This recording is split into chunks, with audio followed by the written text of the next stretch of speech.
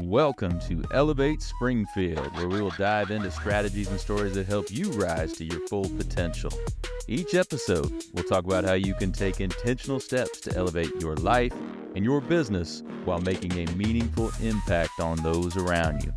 Along the way, we're going to bring in the change makers from our community that are already elevating.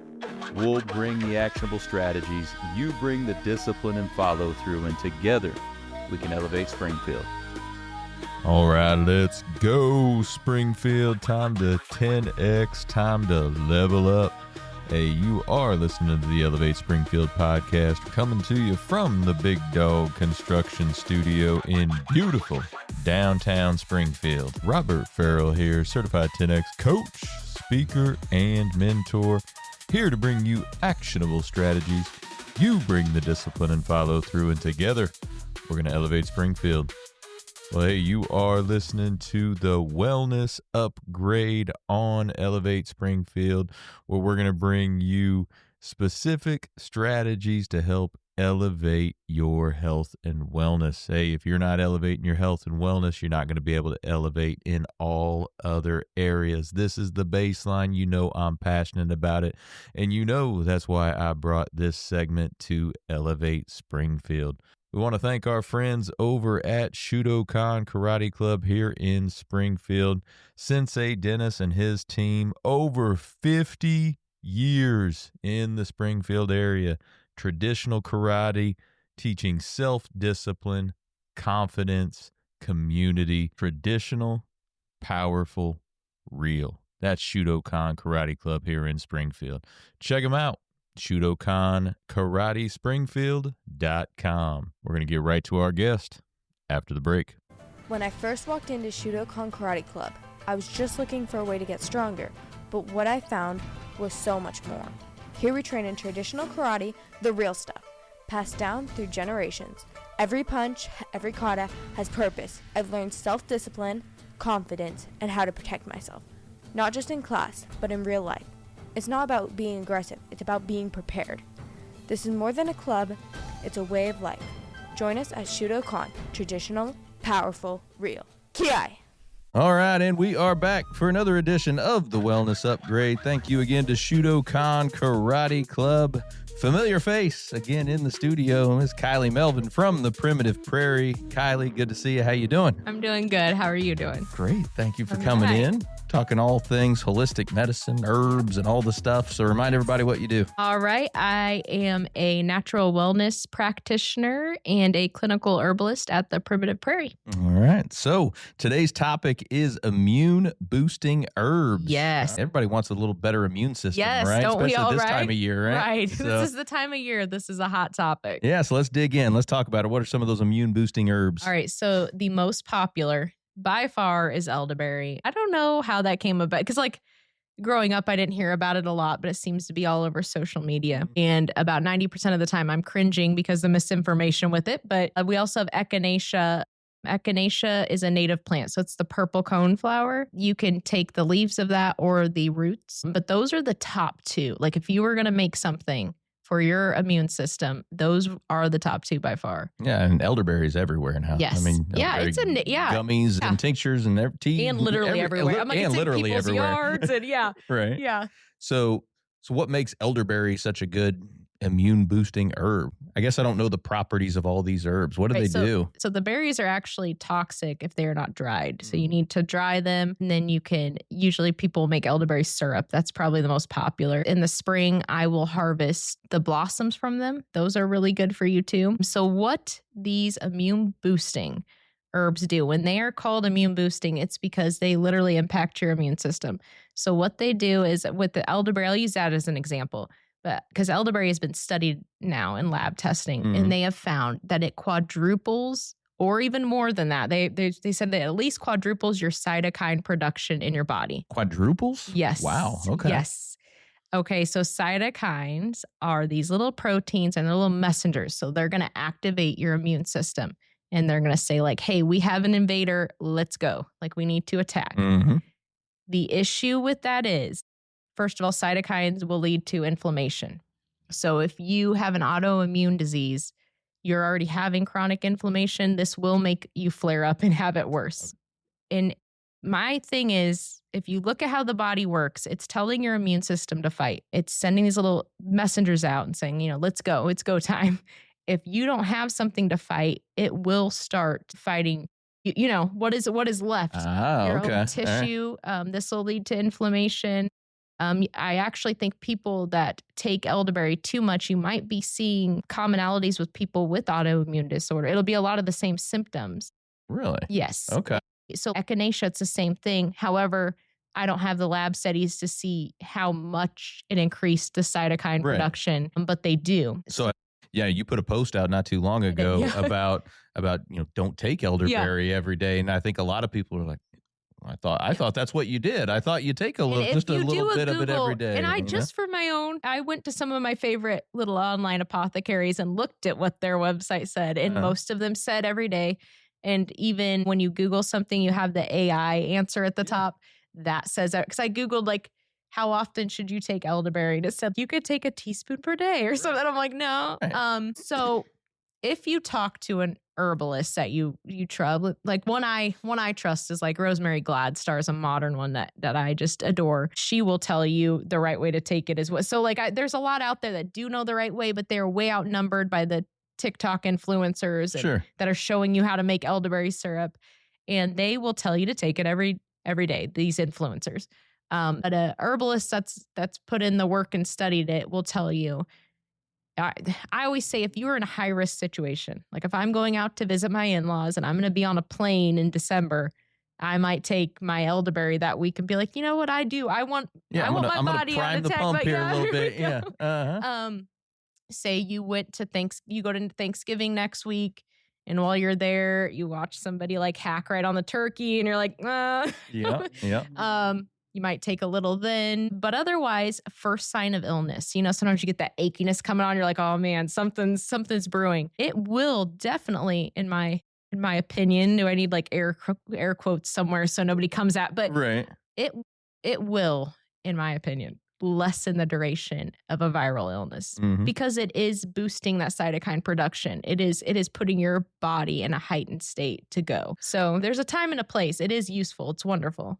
And I think that's the misconception. A lot of people, I think a lot of people think to utilize it as a preventative rather than, actually in the moment of, hey, I feel like I'm getting something now. Right. And kids take, like, especially in syrup form, kids will take it. So I think parents feel good being like, take this every day because this is great for your immune system, but you should never have your immune system on attack all the time.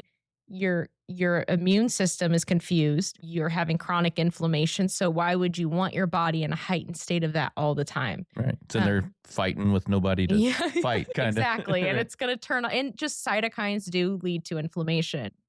So you do not want that. There are things you can do this time of year to keep yourself the most healthy. I always tell my kids this. I use it to my advantage a little. Like I'll be like, we need to get to bed because your body needs this many hours of sleep for a good immune system. Yep. Because no kid wants to be sick. So they're like, yeah, I need sleep. You're right, Mom. Yep. Like, yeah, absolutely.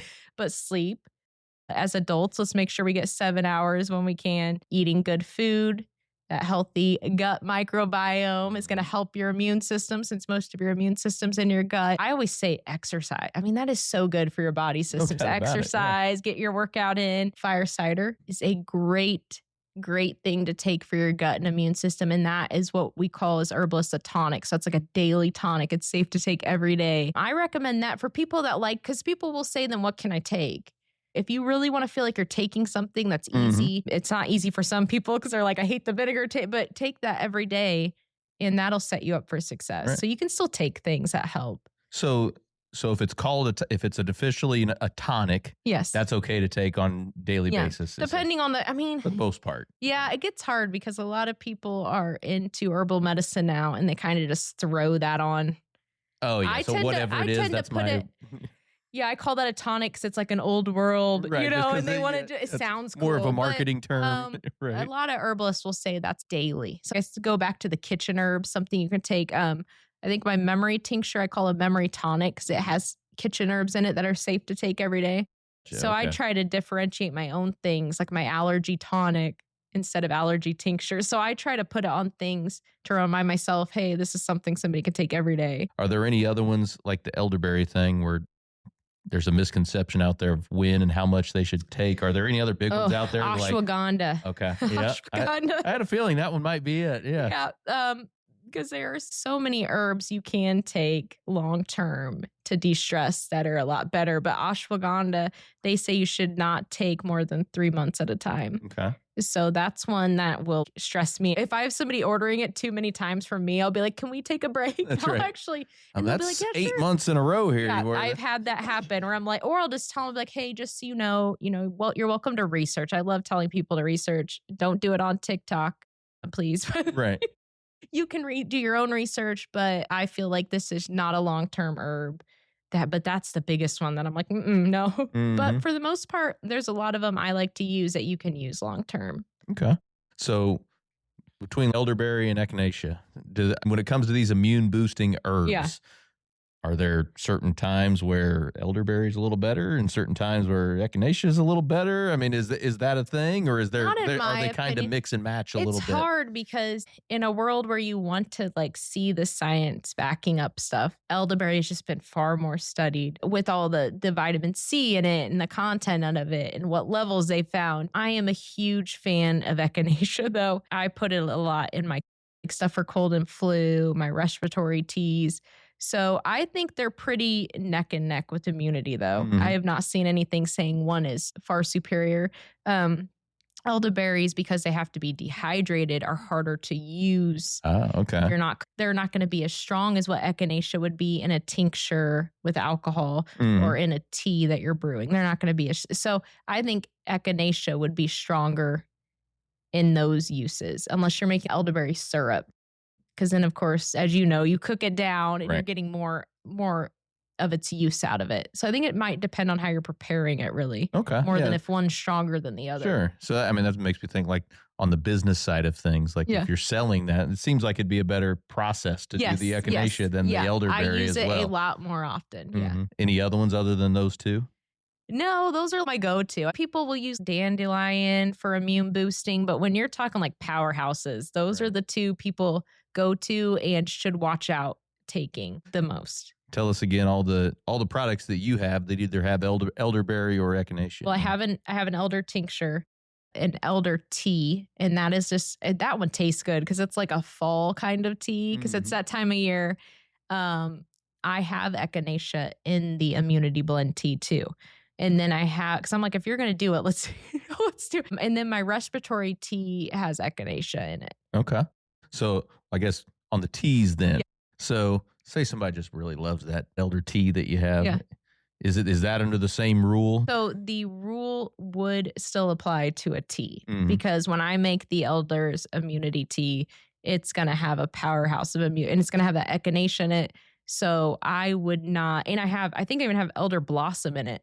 So it's meant to like kick butt when you need it to. So I would save that for when I always tell, it's one of those things though, it's hard. You want to already have it on hand. So I would urge people to have something with elderberry on hand, whether you're making your own syrup, have it ready to go. Cause I mean, it's that time of year, Oh yeah. It's coming. No doubt about it. So, well, all right. Any other last minute tips for boosting that immunity? Maybe even outside of herbs, anything you do? Get your sleep, eat well, stay hydrated, work out. I always push fermented foods this time of year in my house just to try to set your gut up and your immune system there. And wash your dang hands. Right. That's right. Wash them dang hands. Let's go. That's right. So, well, Kyleigh, if somebody wants to have a discussion with you about this stuff or maybe buy any of those tinctures you just mentioned, where do they do? Where do they go? All right. I would say go to theprimitiveprairie.com, and I'm also on Facebook at The Primitive Prairie and Instagram. Awesome. Well, appreciate it as always. Thank you. All right. We're going to let Kyleigh get back to elevating Springfield. For the rest of y'all, we'll be right back. Hey, Springfield, when it comes to reliable, high-quality roofing, you don't want to leave things to chance. That's why you should reach out to Acosta Angeli Roofing, your local roofing expert serving Springfield and surrounding communities. From quick, dependable repairs to full replacement, from residential to commercial, they are your trusted pros.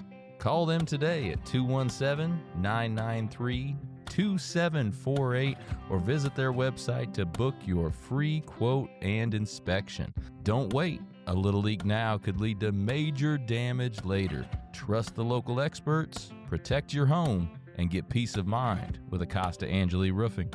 Well, thank you for joining us today, everybody. Appreciate you making us a part of your day. Hope you're enjoying these quick hits of actionable strategies here on the Wellness Upgrade on Elevate Springfield. Thank you again to Shudokan Karate Club.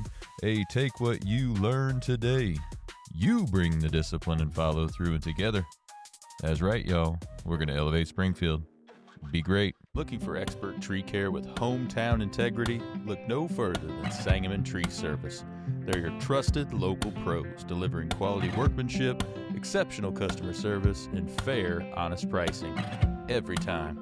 Whether it's trimming, removal, or storm cleanup, their team brings professionalism and care to every job, big or small. Call the name your neighbors trust, Sangamon Tree Service, or visit them today at sangamontreeservice.com. Sangamon Tree Service, rooted in quality, built on trust.